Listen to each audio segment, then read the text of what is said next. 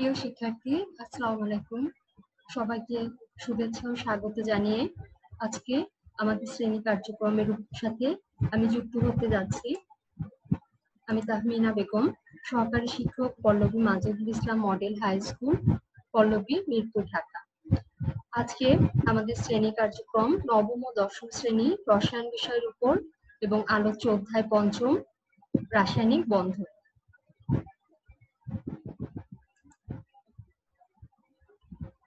প্রিয় শিক্ষার্থী, এখানে আমরা কিছু ছবি দেখতে পাচ্ছি। যে চিত্রগুলোতে একটি অণুর গঠন দেখানো হয়েছে, যেখানে একটি কার্বন পরমাণু 4টি হাইড্রোজেন পরমাণুর সাথে বন্ধন যুক্ত করে একটি মিথেন অণু গঠন করে। এছাড়া আমরা একটি ব্রিজের বা সেতুর চিত্র দেখতে পাচ্ছি, যেখানে আসলে বিভিন্ন সেতুর বিভিন্ন অংশ, ছোট ছোট অংশ যুক্ত করে এই দীর্ঘ সেতুটি বন্ধনের মাধ্যমে তৈরি করা হয়েছে। এই বন্ধন বা রাসায়নিক বন্ধন রসায়নে একটি অতি গুরুত্বপূর্ণ এবং এক কথায় অপরিহার্য বিষয়। রাসায়নিক বন্ধন মূলত একটি অণু গঠন করতে পরমাণু সমূহের বন্ধনকে বোঝায়। এখানে আমরা 3D একটি চিত্রে বিভিন্ন অণুর গঠনগুলো দেখতে পাচ্ছি, যেখানে বৃত্তাকার অংশগুলো দিয়ে বিভিন্ন পরমাণুকে দেখানো হয়েছে এবং এই দণ্ডাকার অংশগুলো বা ড্যাশ চিহ্ন দিয়ে এদের মধ্যে বন্ধন রচিত হয়েছে বা বন্ধন গঠন হয়েছে সেটা দেখানো হয়েছে। এখানে একটি আমরা রাসায়নিক বিক্রিয়া সম্পর্কে আমরা ইতিমধ্যে আলোচনা করেছি এবং এখানে একটি বিক্রিয়া দেখতে পাচ্ছি, যেখানে একটি মিথেন অণু 2টি অক্সিজেন পরমাণুর সাথে বিক্রিয়া করে কার্বন ডাই অক্সাইড এবং পানি গঠন করে। এখানে প্রত্যেকটি অণু গঠনের সময়ই পরমাণুগুলো রাসায়নিক বন্ধনের মাধ্যমে যুক্ত হয়ে থাকে, অর্থাৎ পরমাণু সমূহ যে বন্ধন গঠন করে অণু গঠন করে। এখানে বিভিন্ন বৃত্তাকার অংশগুলো ভিন্ন ভিন্ন পরমাণুর কে বোঝানো হয়েছে। যেমন এখানে মাঝের যে অ্যাশ কালারের বৃত্তাকার অংশটি দিয়ে বোঝানো হয়েছে কার্বন পরমাণুকে, যার সাথে এই সাদা বৃত্তাকার অংশগুলো বা পরমাণুগুলো চিহ্নিত করা আছে 4টি হাইড্রোজেনকে। এখানে তোমরা দেখতে পাচ্ছ 4টি হাইড্রোজেন পরমাণু একটি বন্ধন গঠন করেছে এবং যার ফলে মিথেন অণুটি গঠন হয়েছে। একইভাবে একটি অক্সিজেনের অণু 2টি অক্সিজেন পরমাণু নিয়ে গঠিত হয়েছে বা 2টি অক্সিজেন পরমাণু বন্ধনের মাধ্যমে বা রাসায়নিক বন্ধনের মাধ্যমে একটি অক্সিজেন অণু গঠন করেছে। এখানে 2টি অক্সিজেন অণুকে দেখানো হয়েছে। একইভাবে কার্বন মাঝখানের বৃত্তাকার অংশটি দ্বারা আমরা কার্বন পরমাণুকে চিহ্নিত করেছি, যার দুপাশে 2টি লাল বৃত্তাকার অংশ দ্বারা অক্সিজেন পরমাণুকে বোঝানো হয়েছে এবং 2টি অক্সিজেন পরমাণু এভাবে কার্বন পরমাণুর সাথে রাসায়নিক বন্ধন গঠন করে এবং কার্বন ডাই অক্সাইড অণু গঠন করে। একইভাবে পানির অণুর গঠন আমরা দেখতে পাচ্ছি, 2টি পানির অণু গঠিত হয়েছে। এখানে আমরা জানি একটি পানির অণু গঠনে হাইড্রোজেন একটি পরমাণু এবং হাইড্রোজেনের 2টি পরমাণু অক্সিজেনের একটি পরমাণুর সাথে বন্ধন গঠন করে, অর্থাৎ 2টি হাইড্রোজেন পরমাণু। এখানে সাদা অংশগুলো দিয়ে হাইড্রোজেন পরমাণুকে দেখানো হচ্ছে। এই 2টি হাইড্রোজেন পরমাণু একটি অক্সিজেন পরমাণুর সাথে রাসায়নিক বন্ধন গঠন করে একটি পানির অণু গঠন করে। এখানে মোট 2টি পানির অণু দেখানো হয়েছে। আজকে আমাদের মূল আলোচনা বিষয় থেকে আমরা কি কি বিষয়ে জ্ঞান লাভ করতে পারবো, চলো জেনে নেওয়া যাক। আজকে আলোচ্য বিষয় থেকে রাসায়নিক বন্ধনের সংজ্ঞা বলতে পারবো, রাসায়নিক বন্ধনের প্রকারভেদ আমরা বর্ণনা করতে পারবো, যেমন আয়নিক বন্ধন, সমযোজী বন্ধন কিভাবে গঠিত হয় সেগুলো আমরা ব্যাখ্যা করতে চেষ্টা করব এবং যৌগ বিশ্লেষণ করে কোন প্রকারের বন্ধন বিদ্যমান আছে অণুতে সেটি নির্ণয় করতে পারব। প্রথমেই আমরা রাসায়নিক বন্ধন কি সে সম্পর্কে ধারণা লাভ করি।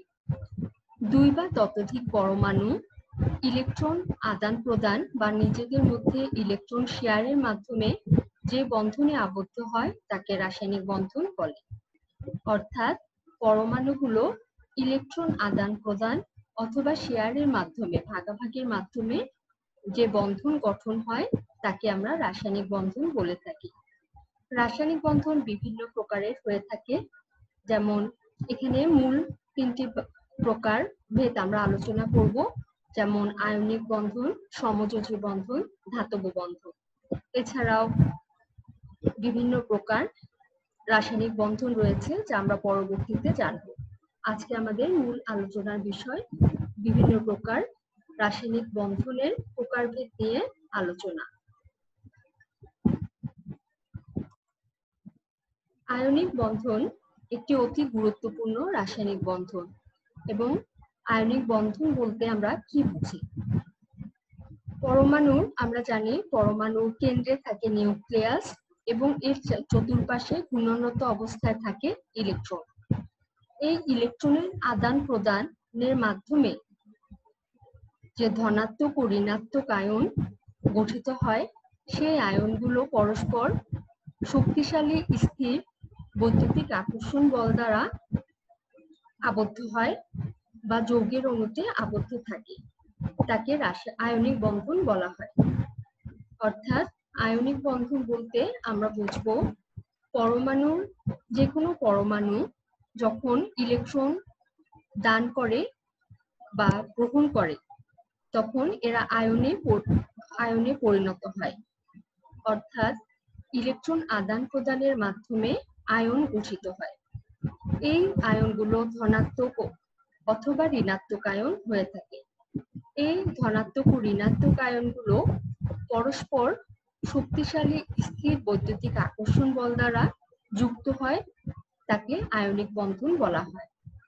এই আয়নিক বন্ধন যুক্ত যৌগের কিছু বৈশিষ্ট্য আছে এবং এই বৈশিষ্ট্যগুলো হচ্ছে আয়নিক যৌগের নির্দিষ্ট জ্যামিতিক আকৃতি বিদ্যমান। যে কোনো আয়নিক যৌগের নির্দিষ্ট জ্যামিতিক আকৃতি থাকবে, অর্থাৎ বিভিন্ন তলযুক্ত এরা অণু গঠন করবে।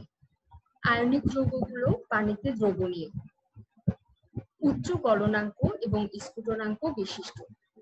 যেহেতু আয়নিক যৌগে পরমাণুগুলো আয়ন সৃষ্টির মাধ্যমে শক্তিশালী স্থির বৈদ্যুতিক আকর্ষণ দ্বারা যুক্ত থাকে, তাই এদের গলনাঙ্ক স্ফুটনাঙ্ক অনেক বেশি বা উচ্চমানের হয়। আয়নিক বন্ধন গঠন কখন হবে বা পরমাণু আয়নিক বন্ধন গঠনের ক্ষেত্রে কি কি শর্ত আমরা লক্ষ্য করব? আয়নিক বন্ধন একটি ধাতব ও একটি অধাতব পরমাণুর সমন্বয়ে গঠিত হয়। লক্ষ্য রাখবে, আয়নিক বন্ধন যখনই গঠন হবে তখন অণুতে একটি ধাতব এবং অধাতব পরমাণুর মধ্যে আয়নিক বন্ধনটি গঠন হবে। অর্থাৎ আয়নিক বন্ধন গঠনকালে পরমাণুর একটি হবে ধাতব পরমাণু এবং অন্যটি হবে অধাতব পরমাণু। দ্বিতীয় শর্ত হচ্ছে বন্ধন গঠনকালে পরমাণুসমূহ দ্বিতত্ব বা অষ্টক নীতি অনুসরণ করে। এখানে বলে রাখা ভালো, কিছু কিছু যৌগ ব্যতিক্রম আছে।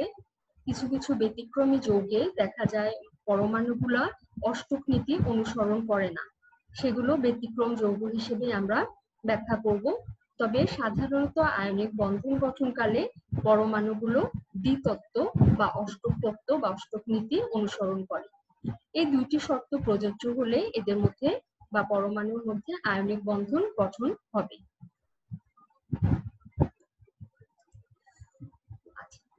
কিভাবে আমরা একটি পরমাণুর ইলেকট্রন বিন্যাস থেকে বুঝতে পারবো যে এদের মধ্যে আয়নিক বন্ধন গঠন হয় বা সমযোজী বন্ধন গঠন হয়? ধাতব পরমাণুর সর্বশেষ স্তরে সাধারণত ইলেকট্রন সংখ্যা 1, 2, 3 হবে। অর্থাৎ পরমাণুটি যদি ধাতু হয়ে থাকে বা মৌলটি যদি ধাতু হয়ে থাকে, সেই ক্ষেত্রে এদের সর্বশেষ স্তরে 1টি, 2টি অথবা 3টি ইলেকট্রন থাকবে। এবং অধাতব পরমাণুর সর্বশেষ স্তরে ইলেকট্রন সংখ্যা হবে বা থাকে 5, 6, 7। এক্ষেত্রে ধাতব পরমাণুটি এবং অধাতব পরমাণুটির মধ্যে আয়নিক বন্ধন গঠন হবে। এখানে আমরা কার্বন পরমাণুর ইলেকট্রন বিন্যাস দেখতে পাচ্ছি। কার্বনের পারমাণবিক সংখ্যা 6 এবং পারমাণবিক ভর হচ্ছে 12। কার্বন একটি অধাতব পরমাণু। এর সর্বশেষ বহিঃস্তরে 4টি ইলেকট্রন আছে, অর্থাৎ 4, 5, 6, 7 অধাতব পরমাণুর সর্বশেষ স্তরে ইলেকট্রন সংখ্যা থাকতে হবে। এখানে কার্বন পরমাণুটির ইলেকট্রন বিন্যাস আমরা দেখতে পাচ্ছি। এর সর্বশেষ স্তরে 4টি ইলেকট্রন বিদ্যমান, অর্থাৎ এটি একটি অধাতব পরমাণু। একইভাবে নাইট্রোজেন মৌলটির ক্ষেত্রে লক্ষ্য করো, নাইট্রোজেন পরমাণুর ইলেকট্রন বিন্যাস করলে আমরা এর সর্বশেষ স্তরে 5টি ইলেকট্রন দেখতে পাই বা 5টি ইলেকট্রন থাকে, অর্থাৎ এটি একটি অধাতব পরমাণু। এই অধাতব পরমাণু কোনো একটি ধাতব পরমাণুর সাথে বন্ধন গঠন করলে সেই ক্ষেত্রে এরা আয়নিক বন্ধন গঠন করবে। আবার দুটি অধাতব পরমাণু পরস্পর যুক্ত হতে পারে, সেক্ষেত্রে আমরা একটু পরে আলোচনা করছি। এখানে প্রিয় শিক্ষার্থী, কিছু অধাতব পরমাণুর ইলেকট্রন বিন্যাস দেখানো হয়েছে। লক্ষ্য করো, হাইড্রোজেনের ইলেকট্রন বিন্যাস। হাইড্রোজেনের পারমাণবিক সংখ্যা 1 হলে এর ইলেকট্রন বিন্যাস দাঁড়ায় এটি। কার্বনের ইলেকট্রন বিন্যাস দেখানো হয়েছে, যার সর্বশেষ বহিঃস্তরে ইলেকট্রন সংখ্যা 4টি তোমরা দেখতে পাচ্ছ। অক্সিজেন একটি অধাতব পরমাণু এবং এর সর্বশেষ বহিঃস্তরে ইলেকট্রন সংখ্যা আছে 6টি। 1, 2, 3, 4, 5, 6। একইভাবে নাইট্রোজেনের সর্বশেষ স্তরে ইলেকট্রন সংখ্যা আছে 5টি। ফ্লোরিন এর সর্বশেষ স্তরে ইলেকট্রন সংখ্যা আছে 7টি, অর্থাৎ এখানে প্রত্যেকটি অধাতব পরমাণু। এই অধাতব পরমাণুগুলোর সাথে বা অধাতুগুলোর সাথে কোনো ধাতু যুক্ত হলে সেক্ষেত্রে আয়নিক বন্ধন গঠন হবে।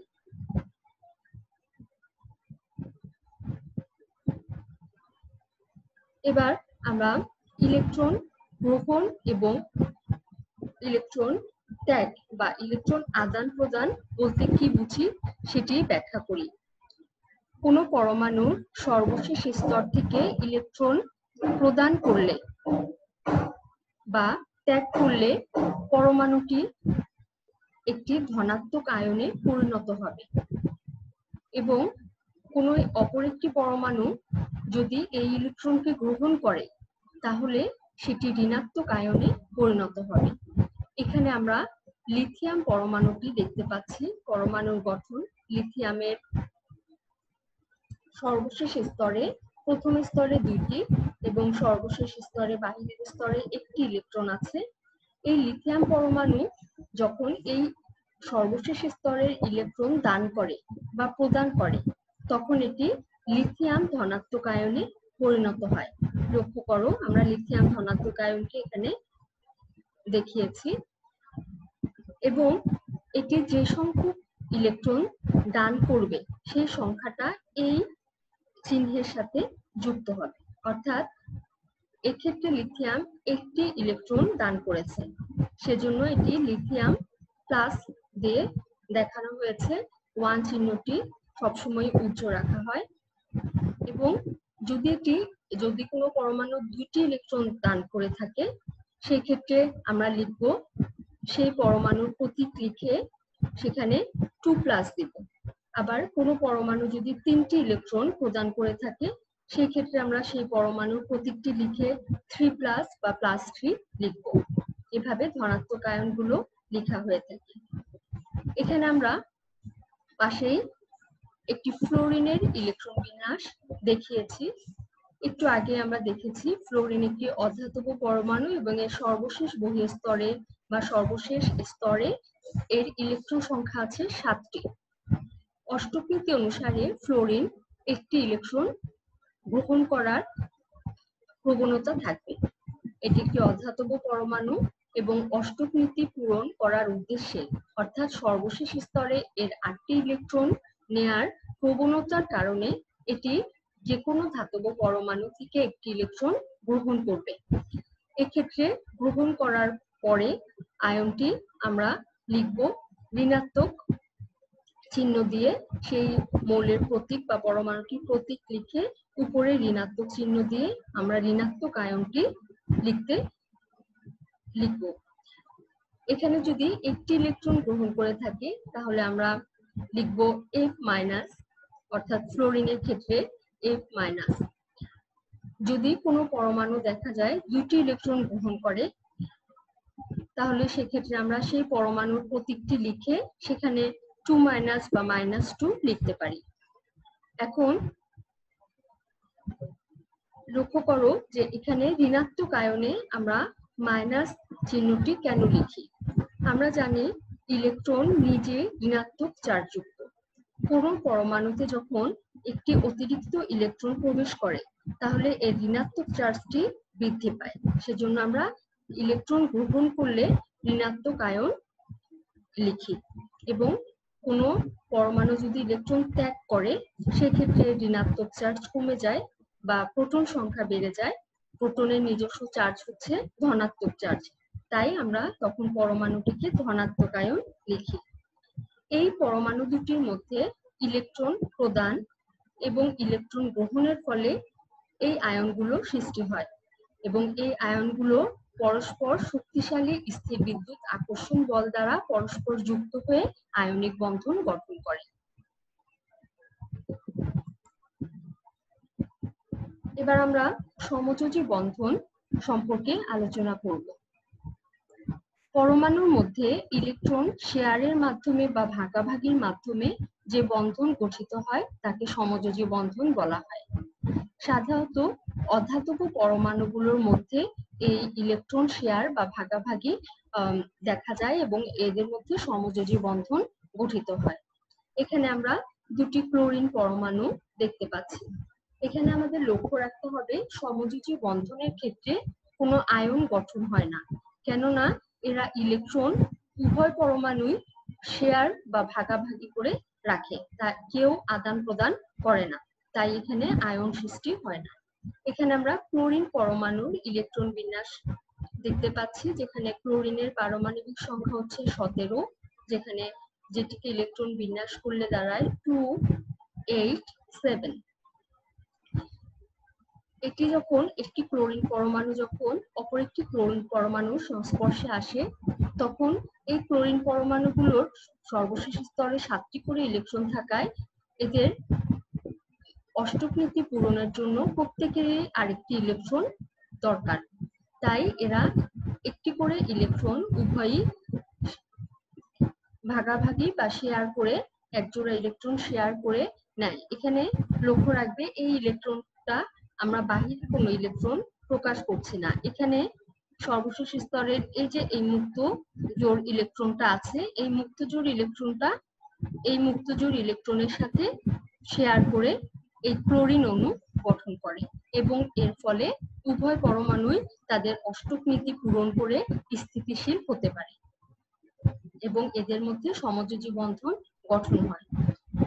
ক্লোরিন অণু গঠনের ক্ষেত্রে প্রতিটি পরমাণুর যোজ্যতা স্তর, সর্বশেষ স্তরকে আমরা যোজ্যতা স্তরও বলি, যোজ্যতা স্তরের একটি করে ইলেকট্রন শেয়ার করে এটির একটি এবং এটির এই একটি ইলেকট্রন শেয়ার বা ভাগাভাগির মাধ্যমে এরা উভয়ই অষ্টক নীতি পূরণ করে তাদের নিকটবর্তী নিষ্ক্রিয় গ্যাসের ইলেকট্রন বিন্যাস লাভ করে এবং স্থিতিশীলতা অর্জন করে, এবং এই ভাগাভাগি বা শেয়ারের মাধ্যমে এরা যে বন্ধন গঠন করে তাকে আমরা সমযোজী বন্ধন বলি। লক্ষ্য করো সমযোজী বন্ধনের ক্ষেত্রে উভয় পরমাণুই অধাতব পরমাণু। এখানে আমরা একটি হাইড্রোজেন পরমাণু ইলেকট্রন বিন্যাস দেখতে পাচ্ছি, এবং নিষ্ক্রিয় গ্যাসগুলোর ক্ষেত্রে আমরা জানি যে নিষ্ক্রিয় গ্যাসগুলো প্রাকৃতিকভাবে তাদের সর্বশেষ স্তর বা যোজ্যতা স্তরে ইলেকট্রন অষ্টক নীতি পূরণ করে থাকে এবং হিলিয়ামের ক্ষেত্রে দ্বিতত্ত্ব নীতি পূরণ করা থাকে। তাই এই নিষ্ক্রিয় গ্যাসগুলোর ইলেকট্রন আদান প্রদান করার বা ভাগাভাগি করার প্রবণতা থাকে না। এরা রাসায়নিকভাবে অনেকটাই নিষ্ক্রিয়, এজন্য এদেরকে আমরা নিষ্ক্রিয় গ্যাস বলি। হিলিয়াম পরমাণু একটি নিষ্ক্রিয় গ্যাস। হিলিয়াম পরমাণুর ইলেকট্রন বিন্যাস করলে সর্বপ্রথম স্তরে এর ইলেকট্রন সংখ্যা 2টি এবং এখানে 2টি ইলেকট্রনই আছে। এবং আমরা এও জানি যে প্রথম স্তরের সর্বোচ্চ 2টি ইলেকট্রনই থাকতে পারবে। তাই এই হিলিয়াম পরমাণুটি 2টি ইলেকট্রনই পূর্ণ আছে, তাই এর কোনো ইলেকট্রন আদান প্রদান করা বা ভাগাভাগি করার কোনো প্রবণতা থাকে না, তাই এটি অনেকটাই নিষ্ক্রিয়। কিন্তু হাইড্রোজেন পরমাণুর ক্ষেত্রে লক্ষ্য করো, হাইড্রোজেনের পারমাণবিক সংখ্যা 1 ধরে আমরা ইলেকট্রন বিন্যাস করলে দাঁড়াচ্ছে প্রথম স্তরে ইলেকট্রন 1টি। দ্বিতত্ত্ব নীতি অনুসারে হাইড্রোজেন পরমাণু প্রথম স্তরে আরো একটি ইলেকট্রন সংখ্যা নেয়ার প্রবণতা আছে, অর্থাৎ দ্বিতত্ত্ব নীতি পূরণ করার উদ্দেশ্যে এবং নিকটবর্তী নিষ্ক্রিয় গ্যাসের ইলেকট্রন বিন্যাস লাভ করতে এরা আরো একটি ইলেকট্রন নিতে চায় বা প্রবণতা থাকে। এ কারণে যখন একটি হাইড্রোজেন পরমাণু অপর একটি হাইড্রোজেন পরমাণুর সংস্পর্শে আসে, তখন এরা প্রত্যেকেই নিজেদের এই ইলেকট্রন একটি করে ইলেকট্রন শেয়ার করে অর্থাৎ এই জোড়া এখানেও 2টি ইলেকট্রন সে পাবে এবং এই হাইড্রোজেন পরমাণু এটি শেয়ার করে নিলে 2টি ইলেকট্রন পাবে। এই শেয়ার বা ভাগাভাগির মাধ্যমে হাইড্রোজেনের অণু গঠন করে এবং স্থিতিশীলতা অর্জন করে। এখানে হাইড্রোজেনের অণু গঠন হয়েছে কোন প্রকার বন্ধনে বলতে পারো কি? এখানে হাইড্রোজেনের অণুটি গঠন হয়েছে সমযোজী বন্ধনের মাধ্যমে। পরবর্তী চিত্রে আমরা একটি হাইড্রোজেন পরমাণুর আবার একটি হাইড্রোজেন পরমাণুর ইলেকট্রন বিন্যাস দেখছি এবং সেই সাথে আমরা একটি অক্সিজেন পরমাণুর ইলেকট্রন বিন্যাস করেছি। অক্সিজেনের পারমাণবিক সংখ্যা হচ্ছে 8, অর্থাৎ ইলেকট্রন বিন্যাস করলে এর প্রথম স্তরে 2টি ইলেকট্রন এবং যোজ্যতা স্তর বা সর্বশেষ স্তরে 6টি ইলেকট্রন আছে। যদি কোনো পরমাণু যোজ্যতা স্তর বা বাইরের স্তরে 4, 5, 6, 7 ইলেকট্রন সংখ্যা থাকে, সেক্ষেত্রে পরমাণুটি অধাতব পরমাণু। এখন অষ্টক নীতি অনুসারে এই অক্সিজেন পরমাণুটির অষ্টক তত্ত্ব পূরণ করার উদ্দেশ্যে এই স্তরে আরো 2টি ইলেকট্রন অতিরিক্ত দরকার এবং এই অতিরিক্ত 2টি ইলেকট্রন নেয়ার পরেই এরা স্থিতিশীলতা অর্জন লাভ করতে পারবে। এক্ষেত্রে কি হয়, একটি অক্সিজেন পরমাণু 2টি হাইড্রোজেন পরমাণুর এই 2টি ইলেকট্রন শেয়ার করে নেয়। তোমরা লক্ষ্য করো, এখানে এই হাইড্রোজেন পরমাণুর ইলেকট্রনটি এখানে দেখানো হয়েছে শেয়ার করে। এই ইলেকট্রনটি অক্সিজেনের এই ইলেকট্রনের সাথে শেয়ার বা ভাগাভাগি করে হাইড্রোজেন তার প্রথম স্তরে দ্বিতত্ত্ব নীতি অনুসারে পূরণ করে 2টি ইলেকট্রন লাভ করে স্থিতিশীলতা অর্জন করে এবং এই 2টি হাইড্রোজেন পরমাণু থেকে 2টি ইলেকট্রন শেয়ার করে বা ভাগাভাগি করে অক্সিজেন তার অষ্টক নীতি পূরণ করে স্থিতিশীলতা লাভ করে। এক্ষেত্রে এদের মধ্যে শেয়ার বা ভাগাভাগির মাধ্যমে ইলেকট্রন শেয়ারের মাধ্যমে এই বন্ধন গঠন হয় এবং একে সমযোজী বন্ধন বলে এবং এভাবেই একটি পানির অণু গঠন হয়, যেখানে আমরা পানির অণুর সংকেত লিখি H2O। এখানে লক্ষ্য করো, হিলিয়ামের ইলেকট্রন বিন্যাস অর্জনের জন্য হিলিয়ামের ইলেকট্রন বিন্যাস অর্জনের জন্য বলতে আমরা কি বোঝাতে চাচ্ছি? যেহেতু হিলিয়ামের প্রথম স্তরে 2টি ইলেকট্রনই বিদ্যমান, তাই এর দ্বিতত্ত্ব নীতি এর অনুসরণ করাই আছে। এর ইলেকট্রন শেয়ার বা ভাগাভাগি করার প্রয়োজন নেই। সেক্ষেত্রে হাইড্রোজেনের প্রথম স্তরেও কিন্তু আরো একটি ইলেকট্রন সে শেয়ার করলে বা ভাগাভাগি করলে সে হিলিয়ামের মতো ইলেকট্রন বিন্যাস লাভ করতে পারবে। এজন্য আমরা লিখি যে নিকটতম নিষ্ক্রিয় গ্যাসের ইলেকট্রন বিন্যাস লাভ করে। হিলিয়ামের ইলেকট্রন বিন্যাস অর্জনের জন্য হাইড্রোজেনের একটি এবং নিয়নের ইলেকট্রন বিন্যাস অর্জনের জন্য অক্সিজেনের যৌগিক স্তরে দুটি ইলেকট্রন প্রয়োজন। একইভাবে তোমরা লক্ষ্য করো অক্সিজেনের সর্ববহিস্থ স্তরে আছে 6টি ইলেকট্রন। এখন সে যদি নিকটতম নিষ্ক্রিয় গ্যাস নিয়নের পারমাণবিক সংখ্যা 10 এবং এই নিয়নের ইলেকট্রন বিন্যাস সে লাভ করতে চায়, তাহলে তার আরো দুটি ইলেকট্রন প্রয়োজন।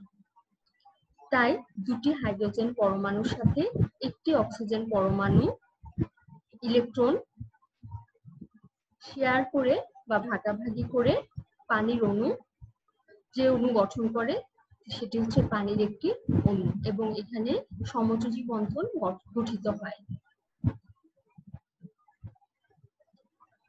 চলো এখানে আমরা আরেকটি পরমাণুর সাহায্যে সমযোজী বন্ধনটি বোঝার চেষ্টা করি। এখানে ফ্লোরিন পরমাণুর ইলেকট্রন বিন্যাস দেখানো হয়েছে। ফ্লোরিনের সর্বশেষ স্তরে বা যোজ্যতা স্তরে ইলেকট্রন সংখ্যা আছে 7টি। তাই এর নিকটতম নিষ্ক্রিয় গ্যাসের ইলেকট্রন বিন্যাস অর্জনের জন্য অথবা বলতে পারো অষ্টক নীতি পূরণ করার জন্য এর আরো একটি ইলেকট্রন প্রয়োজন। তাই দুটি ফ্লোরিন পরমাণু তাদের বহিঃস্তরের এই ইলেকট্রন যুগল ইলেকট্রন দুটি শেয়ার করে বা ভাগাভাগি করে বন্ধন গঠন করে এবং এটি সমযোজী বন্ধন। এখানে একটি প্রশ্ন আমাদের মনে আসতে পারে যে ফ্লোরিন কেন এই একটি ইলেকট্রন ত্যাগ করে দেয় না বা দান করে না। দেখা গেছে ফ্লোরিন পরমাণুর ক্ষেত্রে এই একটি ইলেকট্রন দান করতে তার এই পরমাণুটির যে শক্তি প্রয়োজন তা পরমাণুর স্থিতিশীলতার জন্য সঠিক নয়। তাই কোনো মৌলের পক্ষে অধিক সংখ্যক ইলেকট্রন বর্জনও সম্ভব নয়। সে এই সবগুলো ইলেকট্রন বর্জনও তার পক্ষে সম্ভব নয়। তাই এই ফ্লোরিন পরমাণু ইলেকট্রন কেউই আদান প্রদান করে না এবং উভয়ে যেহেতু অষ্টক নীতি পূরণ অনুসারে নিজেদের স্থিতিশীলতা অর্জন করতে চায়, তাই উভয় পরমাণুই এই জোটল ইলেকট্রন বা একজোড়া ইলেকট্রন শেয়ারের মাধ্যমে এই সমযোজী বন্ধন গঠন করে এবং এভাবেই ফ্লোরিনের একটি অণু গঠন হয় যাকে আমরা লিখি F2 দ্বারা। অর্থাৎ এখানে দুটি ফ্লোরিন পরমাণু যুক্ত হয়েছে এবং সমযোজী বন্ধনের মাধ্যমে যুক্ত হয়েছে।